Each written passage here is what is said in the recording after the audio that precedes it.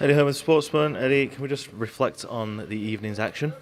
Just unbelievable. I mean, in 35 years of watching boxing, I've never seen anything like that. You know, in a fight where you could have gone around that whole arena and gone, do you think Kiko Martinez has any chance at all of not only winning the fight, winning a round?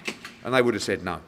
And he's knocked him down. And the second right hand, which I only saw after the fight because I was putting a tweet out to say wow, was even bigger.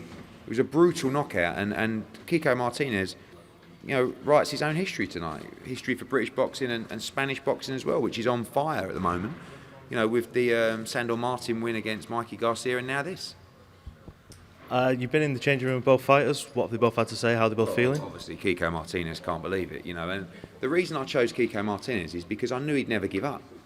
But I was watching the fight thinking, going to get stick for this because this is a one-sided beat now. And then, you know, it was just the most thrilling night. Obviously, Terri Harper, Phil for her and Steffi Ball. And a star was born tonight in Alicia Baumgarten. You know, she was so full of confidence all week. Terri lacked a little bit of confidence. She didn't look great in there. She looked a little bit fragile. You know, was it the right fight at the right time? You can say that, but if you believe you're the best in the division, you've got to be dealing with challenges. And, you know, she'll be back for sure. And obviously, we'll sit down with both guys, support them all the way and see what's next. Just a word on the referee stoppage. I thought it was a fantastic stoppage because she was out, you know, out on her feet. And I think that when you look at, it was very similar to David Price against Alexander Povetkin. It's the second shot that can do some serious damage. And the referee actually stopped the second shot from coming in full force. So, good stoppage by the referee. Chris Smith was he looked good in there tonight, but I think credit to his opponent who was solid. Well, after a while as well, he just tried to survive, and I think Chris Smith, it could have been a stinker, but he allowed it to be okay, and I think that's good on him because he never stopped trying, he never stopped punching, and you know, he moves on from there.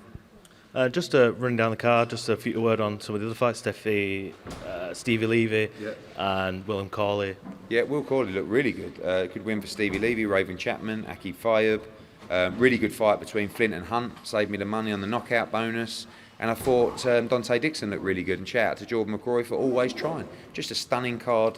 You know, a card on paper that looked decent, but ended up being probably the most thrilling of the year that I've seen. And that's what boxing does. He never fails to surprise me. We're away in the UK for a couple of weeks now before the Liverpool card. What can you tell us about that? Anybody adding to it that we don't know about yet? Yeah, there's 3 championship fights to be added on Monday or Tuesday. Tonight we announced Katie Taylor's mandatory against Sharapova. It's a really tough fight. Kazakh, unbeaten, mandatory. It's like the Baumgartner fight. It's just a banana skin. Jordan Gill finally gets his shot at a big title against Karim Gurfi. 3 more championship fights to add as well. Callum French makes his debut. Peter McGrail returns. Next 3 weeks we're on the road in America for Andrade World Championship quadruple header.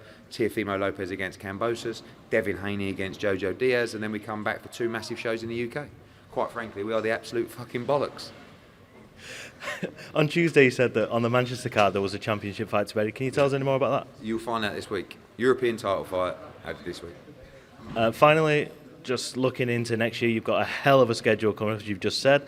How's 2022 looking? Already shaping up. We've been with the Zone this week, sorting our January schedule, which will be announced in due course, and February, and obviously big fight between Lee Wood and Michael Conlan to schedule as well. Very lastly, Logan Paul called out Tyson Fury. It's a bit of a ridiculous one, but just get your thoughts on that. No, you can't. Good night. Eddie Hearn, thank you very much.